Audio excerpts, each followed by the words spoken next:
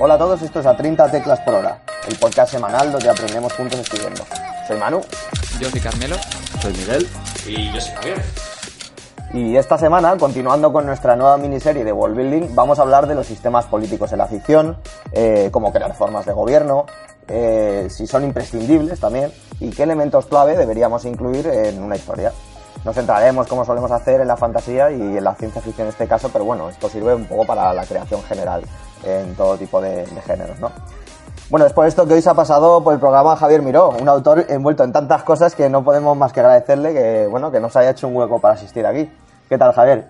Muy bien, encantado. Estoy encantado de estar aquí con vosotros en 30 Teclas por Hora. Me encanta este podcast y, claro, lo que haga falta.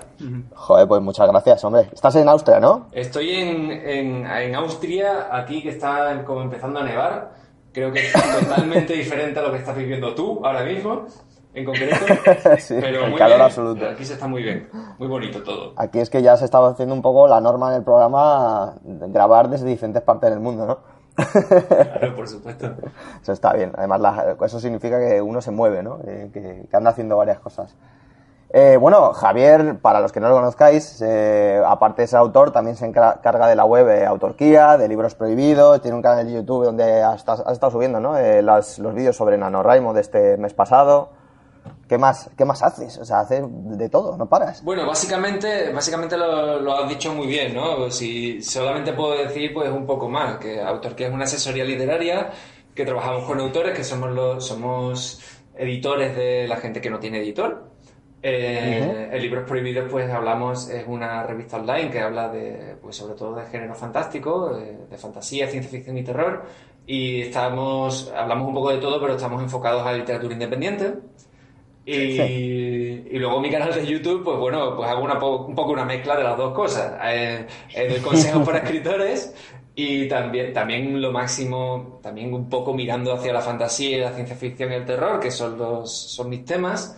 Y también hablo de libros, hago la mezcla entre Libros Prohibidos y Autorquía, pues ahí estoy yo en medio, soy el tío que está detrás y estas son las cosas que hago. Y también soy escritor, como lo has dicho. Una cosa que no ha dicho Javi es que Libros Prohibidos se sustenta gracias a un Patreon, entonces que dejaremos por abajo el enlace por si alguno quiere entrar a cotillarlo y por si alguno quiere sumarse a este proyecto, que además creo que ha sido este año cuando habéis decidido como enfocarlo más a terror, fantasía y ciencia ficción, ¿no? Hasta hace poco era un poquitín más abierto. Sí, a ver, nosotros estamos enfocados a la literatura independiente, pero eso de literatura independiente era como un concepto muy abstracto que realmente no entendía nadie. ¿Qué era la literatura independiente? ¿Eso qué es? Entonces no tocábamos ningún palo en concreto, hablábamos de todo un poco, pero siempre y cuando fuera independiente, o sea, de autores y de libros que estaban fuera de los canales tradicionales.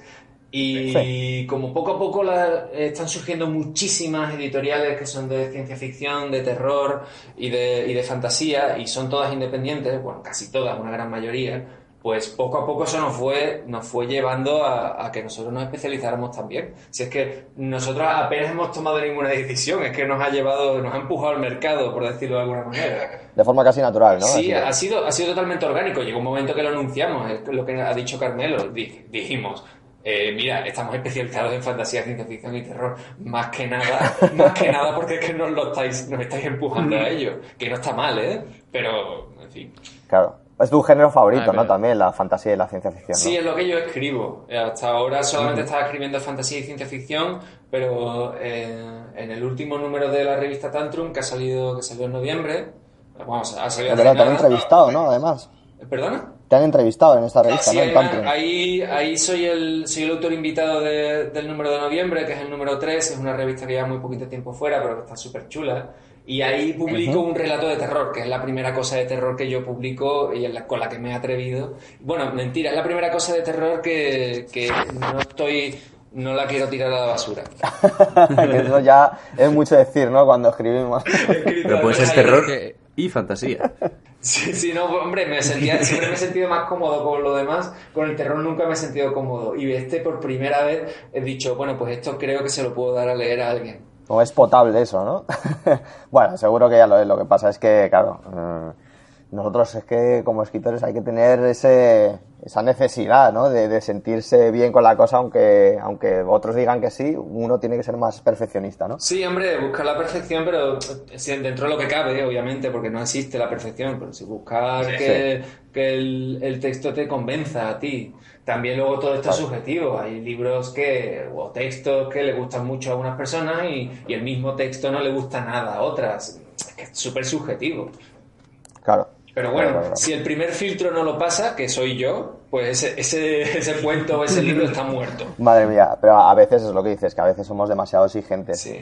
Pero bueno, oye, a ver qué tal. Oye, pues tendremos que poner enlaces y todo eso, ¿no? Ya, bueno, para la audiencia que lo sepa, que todo esto va a ir en las notas del programa, para que puedan revisar, bueno, la revista, la página de Javier y todas estas cosas, ¿no? Genial, parece estupendo.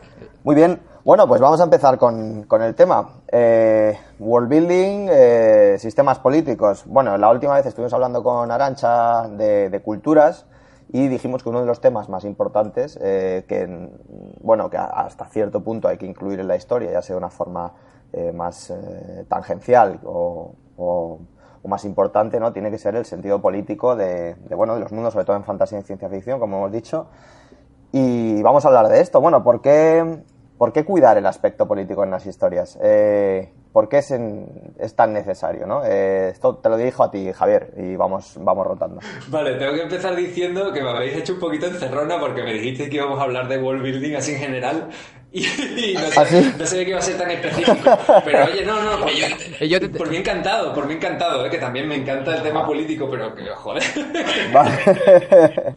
Las cosas como son. Nosotros teníamos la idea de hacer varios programas de world building y cuando contactamos contigo no teníamos todavía claro cuál iba a ser. Entonces, pues, ha ido perfilando todo un poco y ayer fue cuando Manu, que ha estado con esta semana súper liado, me mandó como ahí en plan a las tantas de la noche y dice, toma Carmelo, los puntos del programa y yo en plan, oh, de puta madre ahora, ¿sabes? Me da culpa. Ahora 11 de la noche me lo voy a preparar. Me alegra que me estéis preguntando por temas políticos porque imagínate, bueno Javier, cuéntanos sobre la física cuántica en el world building. Pues esa era la segunda pregunta. Era la siguiente. Estaba entre esa y lo otro, pero bueno, al final ha salido la política, que hemos tenido suerte. Bueno, yo, por la pregunta que me estabas haciendo, yo creo que el tema del sistema político es muy importante porque sobre todo aporta realismo, ¿no? Y claro. Cuando el lector tiene entre sus manos un libro y ve que hay un sistema político ahí detrás, de fondo, porque no tiene por qué ser protagonista del libro, pero ve que hay algo ahí detrás, como se me viene a la cabeza, yo que sé, el ejemplo de los Juegos del Hambre, que hay un componente político muy fuerte, pero está de fondo, forma parte del escenario, por decirlo de alguna manera. Si el lector capta eso y ve que el libro es más serio y quiere llegar a un poco más, ¿no? Tiene un poquito más de profundidad y de trasfondo. Entonces yo lo veo muy importante. Y luego ya si nos queremos meter en explicar el sistema político y cómo es, porque otro libro que se me viene a la mente es la trilogía del Imperio Final de Brandon Sanderson. Bueno, no, la trilogía es de Nacidos de la Bruma, ¿no? Nacidos de la Bruma, sí. Pues Nacidos de la Bruma tiene un componente político bestial y está ahí desde el prólogo del primer libro, ya está ahí, ya lo estás viendo, aunque realmente el libro no empieza hablándote de eso, pero ya lo estás viendo ahí, estás viendo que hay un sistema de poder que es muy opresivo, que divide en castas la sociedad y que es muy difícil saltárselo, está siempre muy encima de todo lo que haga la gente. Sí, de hecho el desarrollo de toda la novela, de toda la trilogía, va precisamente de intentar derrocar uno, intentar instaurar otro, y es como el eje que mueve todo lo demás. La política, ¿no? Sí. Claro, es que además, sobre todo en estas novelas, ¿no?, de fantasía, se utiliza mucho también porque suele haber ese componente medieval, ¿no? La fantasía es lo que tiene, ¿no? Y claro, en este caso suele haber la opresión del poder, suele ser un tema habitual, ¿no? Sí, suele ser habitual porque yo creo que es más fácil conectar con el lector si estás enseñando un sistema que es opresivo y que es injusto, claro. Sobre todo si estás poniendo al lector del lado del que está siendo oprimido, porque así le estás dando poder y le estás dando armas al lector para que se meta en la historia y para que quiera cambiar eso, porque el lector realmente volviendo al ejemplo de Nacidos de la Bruma, el lector, desde el prólogo del primer libro, ya se rebela contra ese sistema. Es como, es injusto, no lo quiero acabar con él. Entonces, nada más que aparece el héroe, nada más que aparece Kelsier, ya lo quiere. Uh-huh. Ya está, sí, ya estás automáticamente está de su lado y automáticamente lo toma como su propio héroe. Uh-huh. Sí, completamente. Yo destacaría además aquí que es muy buen ejemplo porque no te mete de golpe en un mundo en el que, hay un señor oscuro que está oprimiendo a todo el mundo y todo el mundo está oprimido y no les gusta ese tío que es dictador, pues porque un día se levantó y dijo, pues voy a ser dictador porque voy a dictar cosas. Claro, exacto. Uh-huh. Pues no, es un sistema mucho más complejo con eso, con sus castas, sus niveles y sus cosas, ¿no? Entonces, no es un señor oscuro y punto, ¿no? Entonces, sí, en ese sentido el Señor de los Anillos, a lo mejor... Claro, pero creo que también es por la época y el estilo. Yo siempre digo que Eragon es de una época donde ya había sistemas bien desarrollados. No hagáis Eragon, es mi conclusión. No hagáis Eragon. Pues, no hay programa que Eragon no se dé un palito aquí, ¿eh? Sí. Cuando se habla de fantasía, se habla de Eragon a mal, o sea... Bueno, yo creo que en el caso de Eragon o del Señor de los Anillos, realmente ahí los autores no se estaban preocupando por ese... Ahí querían poner el interés en otro punto. Por ejemplo, hay libros que ya son más antiguos. Por ejemplo, 1984, pues yo creo que es coetáneo del Señor de los Anillos. Están como en dos mundos, están en dos mundos totalmente diferentes, pero creo que son de la misma época. Bueno, y de hecho... Sí, uno es del 51 y otro es del 48, creo que son coetáneos. O ya si nos ponemos un poquito más brutos, Un Mundo Feliz es de los años 30, o del año 31, del año 32 creo que es. Y Un Mundo Feliz es 100% el sistema político. Y porque está... Pero ahí tenemos que ver la diferencia entre esos libros. Entre Un Mundo Feliz y 1984 hay una intención de criticar eso y quieren apuntar hacia ese sitio. Y sin embargo, en El Señor de los Anillos o en Eragon, no es que sean libros peores, es que simplemente no tienen su interés ahí. No es el propósito, ¿no? Claro. Sí, y además que la fantasía en esa época estaba como todavía muchísimo más en pañales, por decirlo así, y le quedaba mucho camino por recorrer. Eran historias sobre todo de buenos contra malos, y aunque ya por la época empezaron a surgir alguna cosilla más. Yo ahora me estoy leyendo Terramar, estoy con el primero, y sí que es cierto que hay muchos temas donde hoy en día se profundizarían que pasan mucho más por encima, ¿no? Te leía, bueno, no sé si era a ti, Javi, pero en tu revista, en Libros Prohibidos, que era una historia que podía haber envejecido un poquitín mal y se nota desde luego en el estilo, en la forma de contar y en los hechos que hay, que es de hace muchos años, ¿no? Se nota esa diferencia temporal. Sí, estamos acostumbrados a leer cosas un poquito más ágiles. Y es cierto que, bueno, Úrsula K. Le Guin escribe como Los Ángeles escribía, bueno, es increíble, pero es verdad que los tiempos de lectura han cambiado. Claro. No quiero que se me vaya la idea. En realidad sí, hablando del tema de la política y de la importancia del world building, nos estamos quedando solamente con el siglo XX, pero si pensamos un poquito más, tenemos libros que son de ciencia ficción, aunque todavía no se conocieran como tales, que son, por ejemplo, los viajes de Gulliver, y en los viajes de Gulliver lo que tiene son críticas políticas 100%.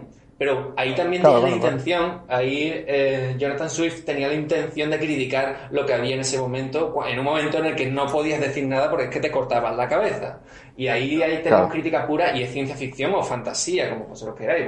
Porque si tú me dices que Gulliver, este hombre, va a un país que está gobernado por caballos y donde las personas son los esclavos de los caballos, si tú me dices que eso no es fantasía... Por lo pronto es una fumada, pero la fantasía es, eso desde luego.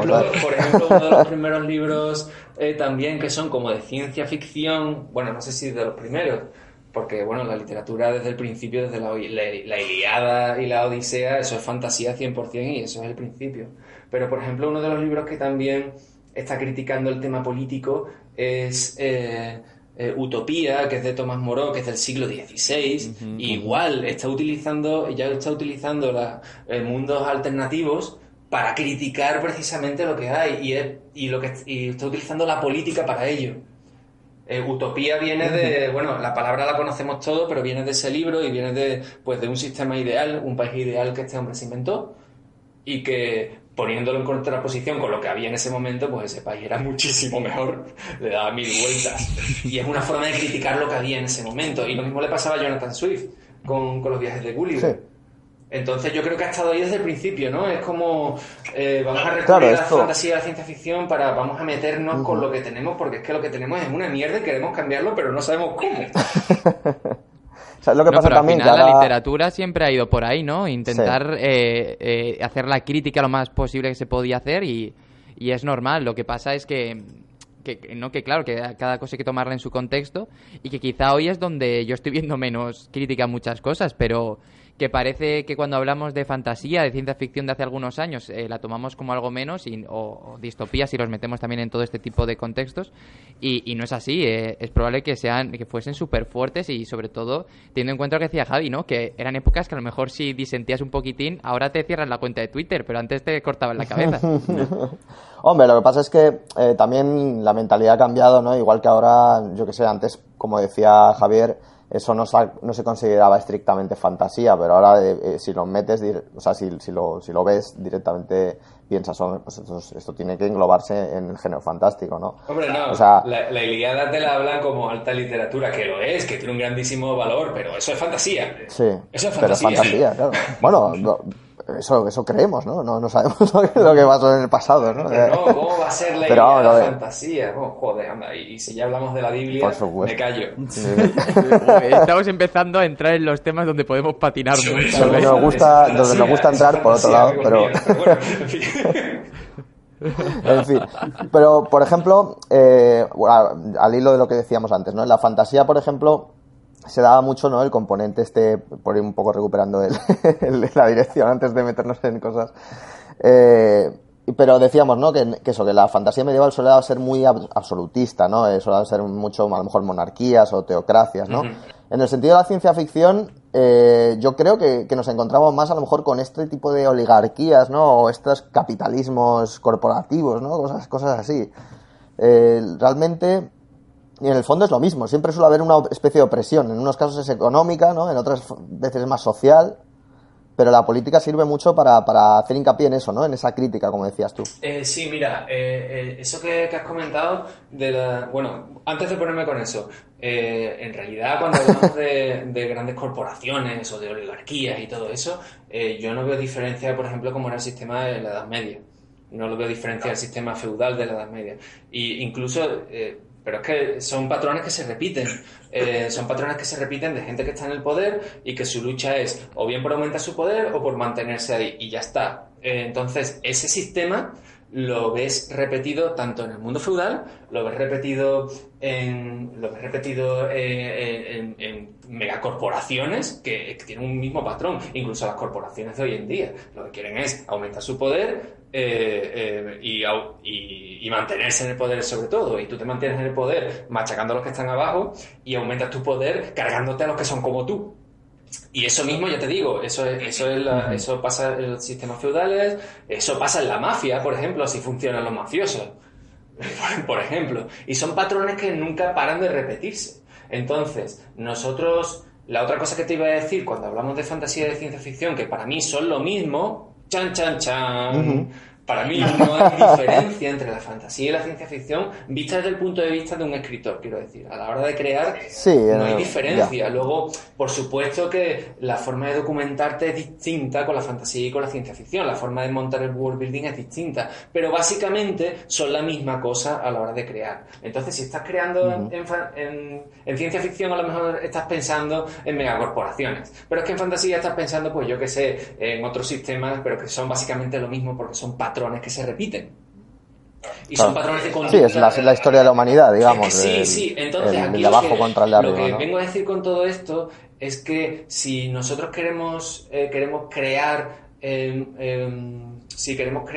sistemas políticos avanzados, pues sí, pues podemos recurrir a eso porque básicamente le podemos cambiar los nombres y podemos ponerle pues que en lugar de que tener un pequeño feudo en la Edad Media pues tengas un planeta o tengas un sistema de planetas, al final va a ser lo mismo, pero pues, lo ideal sería ir un poco más allá e intentar romper ese patrón, intentar hacer una cosa diferente a esa.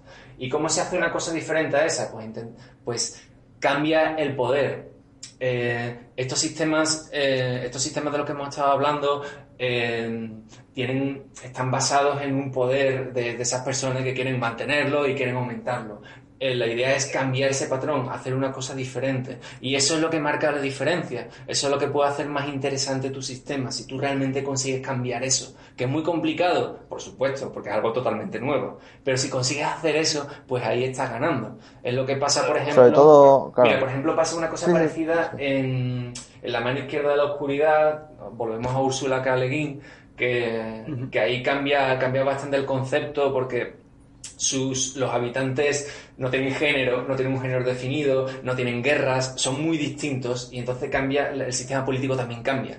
Y con los desposeídos también cambia, también de Ursula K. Le Guin, volvemos a ella, porque lo que tiene es una comuna que es anarquista y tiene un planeta donde es habitado por un sistema que es anarquista y es totalmente diferente.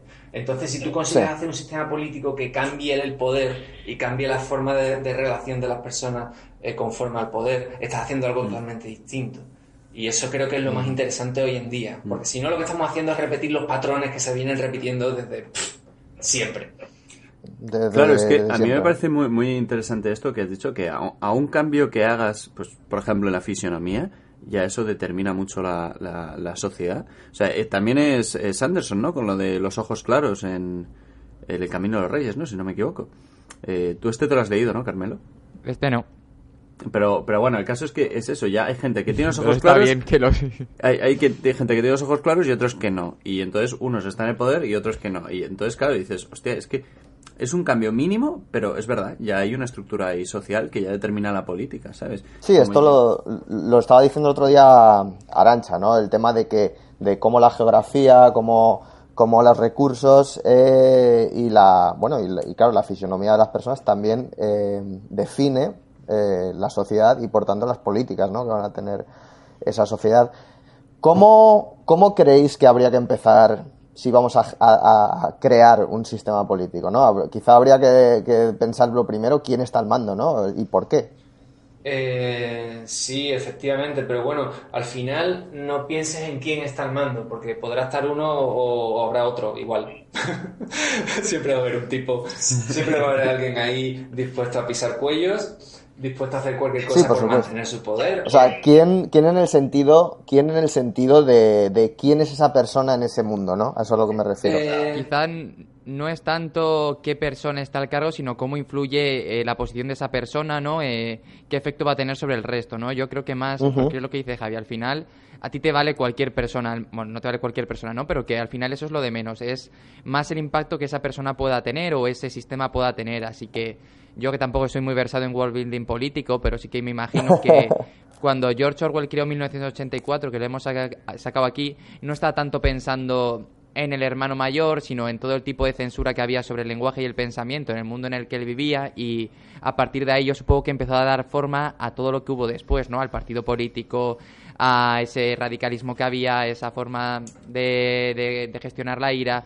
Pero yo creo que primero, ahora lo dirá Javi, ¿no? Que es el que tiene experiencia en estos lares, pero más allá yo pensaría primero en la sociedad, en la forma en la que está oprimida, en la forma que está tal, y luego a partir de ahí iría construyendo la estructura que llevase ese punto, pero creo que primero la semilla debería de ser la otra. Sí, bueno, más bien a lo mejor la idea, ¿no? Que quieres contar, porque en 1984 a lo mejor, claro, él quería contar cómo es una sociedad que se reprimida de esa manera, ¿no? Pero imagino que también depende de cuál es tu intención detrás de construir ese partido político, ¿no? ¿Quieres contar algo con ello o va a ser simplemente accesorio? No sé, ¿qué me dices, Javi? A ver, es muy complejo, ¿eh? Esto no... a esta pregunta no hay una respuesta única que tú digas, esto es así y ya está. Porque tú a la hora de idear un world building puedes empezar por cualquiera de los puntos y luego ir tirando del hilo y va saliendo lo demás. O sea, puedes empezar por un ser todopoderoso, volvemos al ejemplo de Nacidos de la Bruma, hay un dios.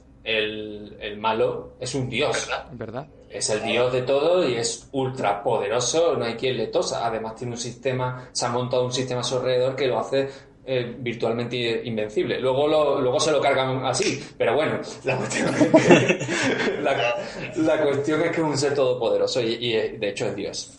Pero tú puedes empezar por eso, puedes empezar por el personaje, puedes empezar por la institución en la que, por ejemplo, pues un rey, pues hay un reinado, ¿no? Una corona, y se van cambiando los reyes, pero lo que importa es el reinado, o los faraones, o ponle el nombre que quieras.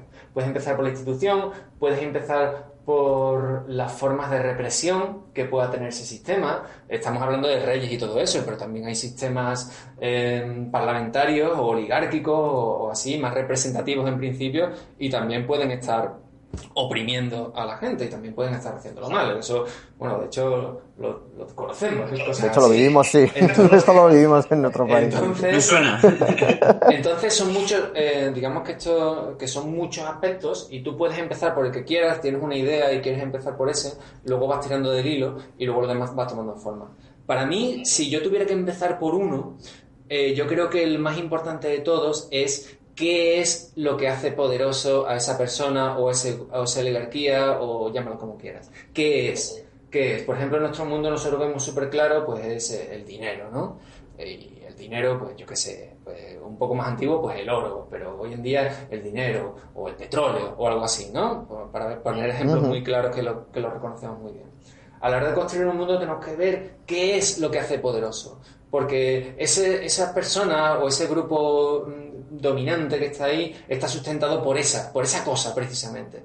Si nos vamos a meter en un mundo fantástico, pues puede ser algo que genera magia o que genera poder directamente. Entonces quien controla eso es obligatoriamente quien manda.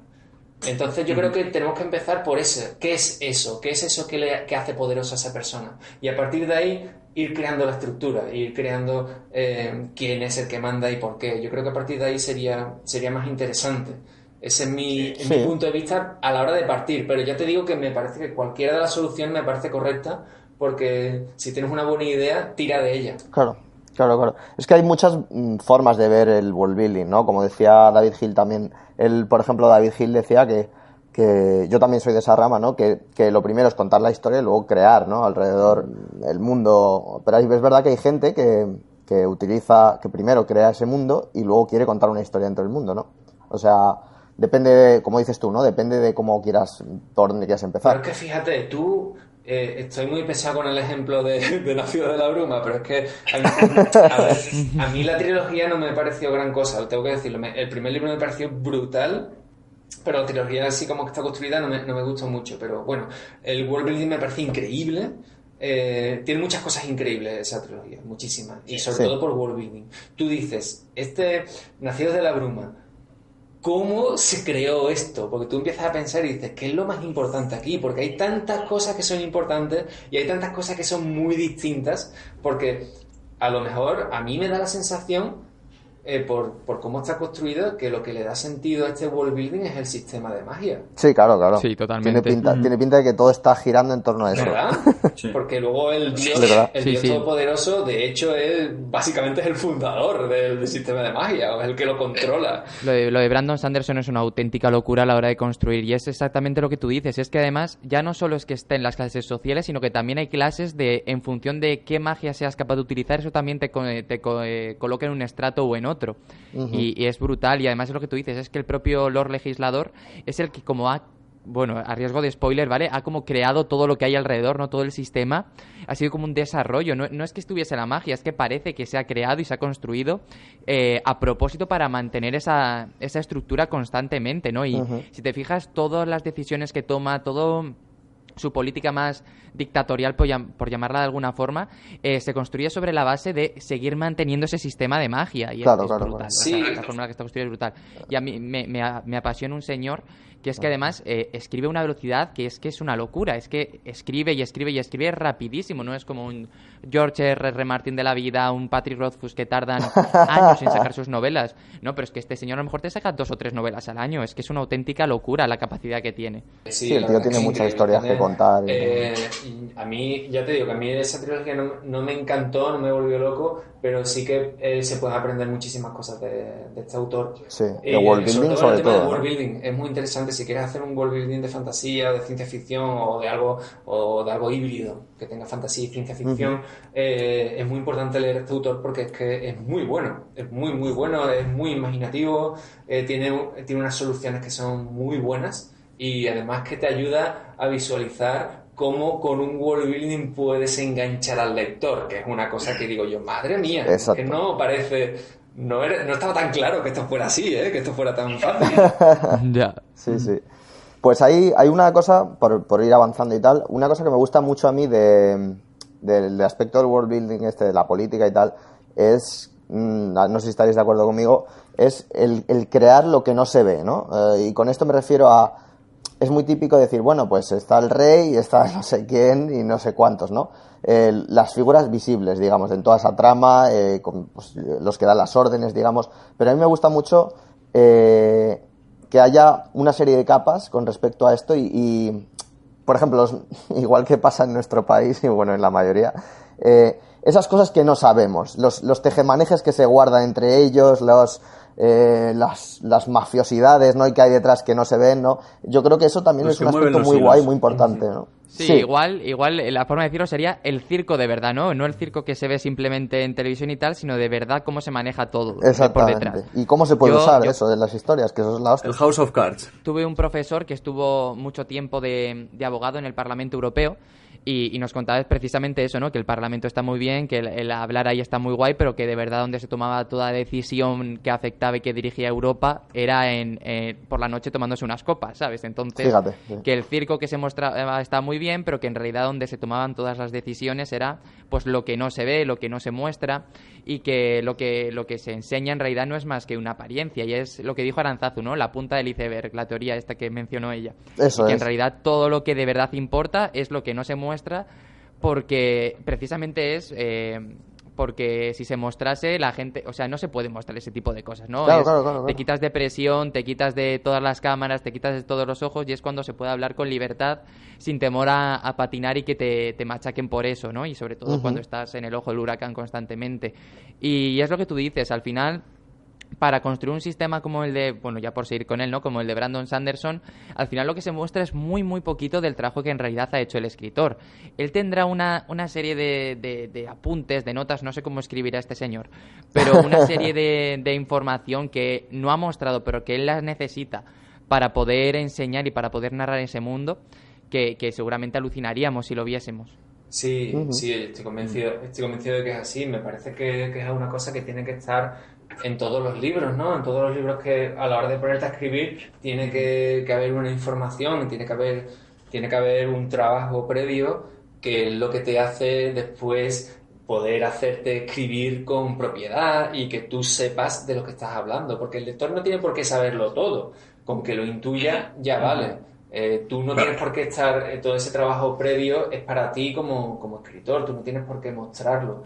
Es ideal que esté ahí, que se sepa, que se note que está ahí, que te estás basando en algo que está trabajado, porque si no está trabajado después, al final va a hacer aguas en algún momento. Al final se va a notar que el escenario es de cartón piedra, que donde parece que había una casa, lo que hay es un escenario que solamente está la fachada y ahí no hay nada. O sea, lo ideal es tener una buena construcción y dedicarle bastante tiempo a ello, porque es que merece la pena, porque es eso, después el texto lo agradece y después el libro pues gana, tiene empaque, tiene fuerza, está bien asentado. Mira, hay una cosa también que os quería comentar, por aquí, es lo típico que tienes apuntado, es que hay una cosa que me gusta bastante y es cuando un sistema tiene errores, ¿vale? O sea, a ver si me explico bien, porque a mí explicarse bien es una de las cosas incoherencias, a lo mejor es mejor la palabra. Sí, digamos, incoherencias coherentes, ¿vale? Eso yo creo que es la mejor forma de explicarlo, incoherencias coherentes. ¿Por qué ¿a qué me refiero con esto? O sea, somos humanos y todo lo que hacemos los humanos tiene errores, ¿vale? O sea, todo sistema político también, y de magia, pues va a tener sus errores, ¿no? Lo importante es que sean errores realistas, que no sean errores de que tú la has cagado por no investigar lo suficiente, ¿no? O sea, por ejemplo, hay una cosa que me mola bastante en Harry Potter, que es que el sombrero este que te elige un poco por tus cualidades, ¿no? Más que por tu destino. Entonces, te vas a Gryffindor o te vas a, yo que sé, a Slytherin o a donde te vayas, ¿no? Y se supone que Gryffindor se va normalmente la gente más buena y en Slytherin se van los malos, digamos, ¿no? Pero luego mola ver el caso en el que, en el fondo, el sombrero ese no es perfecto, ¿sabes? O sea, como al principio, ¿no? En las primeras pelis me acuerdo que Harry Potter decía eso de, joder, si yo hablo la lengua esta de las serpientes y tal, y tenía el tío habilidades de Voldemort y tal, sí, el Parsil o como se llama. Y luego está como bien, ¿no? Decirlo bien, sí. por la sí, gente que le pueda gustar Harry Potter y eso. Para que no me maten, no me empalen ahí con una varita mágica de esas. Pero eso, y en Slytherin, o sea, no significa que todos sean malos. O sea, aunque luego el sombrero tienda a elegir por los que son buenos y malos, me mola la idea de que en Slytherin luego en el fondo no son malos todos, simplemente a ellos han sus mandado ideas y ya está. Claro, o sea, a lo que me refiero es que hay una línea difusa entre ciertas cosas, ¿no? No existen siempre las cosas definitivas, y eso yo creo que es una cosa que habría que tener claro en todo sistema, ¿no? También en la magia. El sombrero de Harry Potter mola mucho porque te puede meter en Gryffindor, que son los buenos, en Slytherin, que son los malos, o en otras dos casas que eres un pringao porque no le importan a nadie. No le importan a nadie. En Camembert y en la otra. O sea, si te gusta el Quidditch, nunca vayas con las otras dos. O sea, no tienes ningún tipo de oportunidad de ganar nunca. Con el relleno y con... Yo creo que ni juegan, ¿no? Siempre Gryffindor contra Slytherin. A ver, sí, de todas sí, formas, la verdad. vaya, el Quidditch mola mucho y tal como deporte inventado, pero en realidad, si lo piensas, es que están todo el año jugando entre ellos 4. Me refiero, son solo 4 casas. Luego había un mundial o algo así, ¿no? Había un mundial. Sí, no hay. No sé, no me acuerdo no hay, cómo fue no la hay cosa. nunca, yo que sé, Gryffindor recreativo de Huelva. Eso no te lo encuentras. Manchester. En fin. Un saludo a todos los de Huelva. Un saludo a toda la gente de Y a Huelva. todos los- que y a para todos mí los de que Quidditch. conozco muchísimas. Oye, os voy a decir una cosa. Cuando me estabas hablando de los fallos con el tema del sombrero elegidor, que bueno, que para Sí. mí es uno de los... Para mí es uno de los puntos flacos de Harry Potter. En fin, no me voy a meter Sí. en más porque, bueno, es un poco random, ¿no? El sombrero ahí, depende cómo le pille el día, te manda por un lado para otro. Hay gente que tú dices, pero esta persona debería estar en Hufflepuff, ¿por qué está aquí en Gryffindor? Ah, pues el sombrero tenía un mal día. En fin, no, creo que es una de las cosas, de los puntos flacos de Harry Potter. Ya está, no me quiero meter en más porque siempre va a haber gente que me diga, bueno, muerte, claro. hereje. Claro, ¿no? En fin, el tema de los fallos del sistema, como tú mismo estabas diciendo, sí, somos humanos y es normal que no hagamos cosas perfectas. Si nosotros no somos perfectos, ¿cómo podemos dar lugar a sistemas perfectos? Siempre puede haber un punto flaco. Siempre va a haber una parte que falle. Lo ideal es que cuando tú estás presentando un sistema sobre todo al lector, y el lector está viendo cómo funciona el sistema, está empezando a comprender cómo funciona, es ideal para el tema del dramatismo que ese sistema parezca perfecto y que parezca imposible de vencer. Eso es ideal, porque ahí está el conflicto de esa novela, ¿no? Porque si en esa historia los personajes se están rebelando contra ese sistema y están buscando la forma de terminar con él, es ideal que el conflicto principal sea cómo leches nos cargamos con este sistema. Necesitamos un plan, necesitamos currárnoslo, necesitamos que todo salga bien, necesitamos suerte, necesitamos muchas cosas. Y es muy importante que el lector vea desde el principio que ese sistema es perfecto. Luego se podrá vencer, porque es que si no lo puedes vencer, pues ¿para qué? Pero es muy importante que lo capte como perfecto. Y luego los fallos pues se vayan viendo poquito a poco y que sean coherentes. Claro, que no sea un fallo en plan, uy, es que... No, pero me ha gustado mucho ese apunte que acabas de decir. O sea, en el sentido, ¿no? Cuando hay el típico political overthrow, ¿no? De derribar el gobierno, eso me ha gustado mucho lo que acabas de decir, que tiene que parecer que no hay manera de vencer, Claro, ¿no? después que la solución no sea facilona, que si el sistema es perfecto, que tenga un fallo que sea mínimo y que sea difícil de encontrar y que sea difícil de explotar, que no sea, estábamos intentando derrocar al estrella de rey, muerte. pero el rey se ha roto el cuello esta mañana mientras se duchaba en la bañera, qué pena, hemos ganado. Y por añadir algo más, a mí también me gusta mucho cuando el sistema político está incuestionado por las personas, pero de pronto llega uno que empieza a pensar, ¿y sí? ¿Y sí? Y yo creo que se ve muy bien en Fahrenheit 451, que está todo ahí muy bien estructurado, y de pronto llega el bombero y dice, bueno, se encuentra con una chica tal que le hace como pensar, ¿no? Y es cuando se empieza a cuestionar todo y es como... También te permite ver a través de los ojos del personaje pues cualquier tipo de esas incoherencias que se van conformando, sí. Yo añadiría también cosas que pueden un sistema que parece bueno y fuerte, pero cosas que lo pueden poner a prueba, ¿no? Pues, por ejemplo, yo me vi una entrevista a George R.R. Martin que decía que obviamente le flipaba El Señor de los Anillos, que era su máxima influencia como escritor y demás, pero que se imaginaba que justo el año después de que Aragorn pasa a ser rey, después de que muera Sauron, se imaginaba que hay un temporal de la leche y acaba con todas las cosechas. Entonces, ¿qué haces ahí? Aragorn tiene que subir los impuestos, la gente tiene hambre... Mordor pide la independencia y referéndum a tope, ¿sabes? Referéndum. Claro, entonces son cosas que también, pues ya no solo porque, como hemos dicho, la geografía afecta, sino que también, oye, ¿qué pasa si en un sistema bueno de repente tiene un reto muy jodido? A lo mejor Aragorn era un déspota, no lo sabemos. O sea, eso me recuerda a la película de los caballeros de la mesa cuadrada, que la recomiendo a la audiencia, si no la ha visto, porque además es cojonudo, porque va el rey Arturo por ahí. ¿Y cómo le dicen eso? Dice, yo soy vuestro rey. Y dice, bueno, pero si yo no te he votado. Dice, a los reyes no se les vota. Es cojonudo. Bueno, pues oye, ya estamos... Joder, la verdad que ha pasado volando esto. Ya estamos a los 40 minutos. ¿Tenéis algo más que añadir? Tendremos que hacer una segunda parte, como suele ocurrir a menudo, pero ¿tenéis algo más que añadir antes de que pasemos al libro de la semana? Yo por mi parte... Creo que queda bastante claro lo que hemos tocado. Yo por mi parte no, como tú dices, podríamos estar hablando de esto... Esto da para programas. Un especial de 4 horas. Pues haremos segunda parte seguro, vamos, o sea, y tercera probablemente. Pues nada, pasamos entonces al libro de la semana. Javier, nos traes el tuyo, ¿no? La armadura de la luz, ¿puede ser? Sí, puedo hablar de la armadura de la luz, que aunque salió en 2017, pues bueno, es el último libro que tengo en circulación. Es un libro de fantasía clásica. A mí no me gusta esa denominación, pero entiendo que se le ponga. Y sí, lo entiendo. No lo escribí con esa intención, ni me gusta la denominación, pero sí, bueno, lo entiendo. Y va de... ¿Qué te puedo explicar? Soy terrible cuando tengo que hablar de mis propios libros. Es como cuando oigo a autores hablar de sus libros y lo dicen con claridad y captan la con idea, tanta clase, me ¿verdad? parece tremendo. Cuando me toca a mí es como ¡pum, pum, catapum, blas, cal! ¿Que lo compréis? Pero de todas formas creo que es algo que nos pasa a todos cuando hablamos de algo que hacemos. Es en plan, cuando me preguntan, oye, ¿y qué haces en tu trabajo? Pues hago esto y tal, y bueno, y claro, ya... Como un robot, además, ¿no? Tú me entiendes.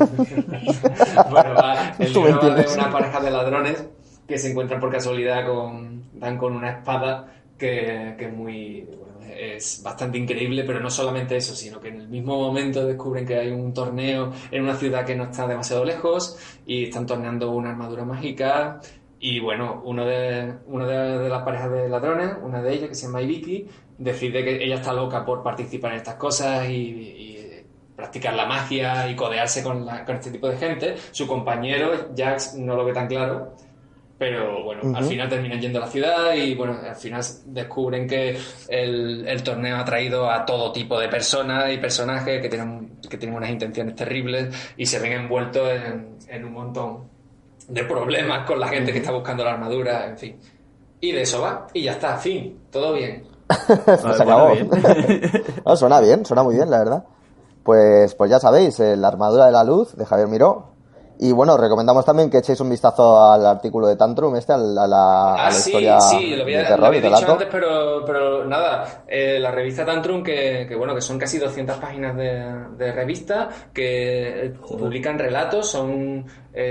además del mío, hay 2 relatos más y una novela corta, que es una novela corta, que no es un relato largo. Y que estamos hablando con ellos para tenerles por aquí, además, así que prontito vendrán. Genial, Eso genial. es. Pues nada, este número salió en noviembre y además que es una maravilla. La publicación es chulísima. Yo solo, aparte de que mola muchísimo, que yo me las he estado leyendo, solo el hecho de tener 6 personas grabando un podcast a la vez, yo ya me apunto, ¿sabes? O sea, eso tiene que ser una locura. No sé cómo lo vamos a hacer, pero bueno, ya encontraremos la manera. Sí. Si no, me voy yo, así seguís hablando. Pues yo creo que más o menos hemos ido tocando todo y para que no se nos haga demasiado largo, pues porque ya se nos ha hecho largo, pero podemos Siempre ir está cortando bien. por aquí, chicos. Muy bien. Bueno, pues oye, Javier, muchas gracias por estar aquí. A ver si te animas otra vez y te tenemos de nuevo. Nada, muchas gracias a vosotros, por mí un placer tremendo y nada, para lo que haga falta, si queréis más programas que os paséis de la hora, por supuesto podéis contar. Genial. Eso seguro. Muy bien, pues eso ha sido todo por esta semana. Nosotros nos vamos, pero a vosotros toca ponerse a escribir. Nos podéis encontrar en Twitter, en Facebook, YouTube, ahora también en Spotify y en nuestra página web www.30teclasporhora, 30 con número.com. Y eso, nos vemos la semana que viene. Muchas gracias. Un saludo. Luego.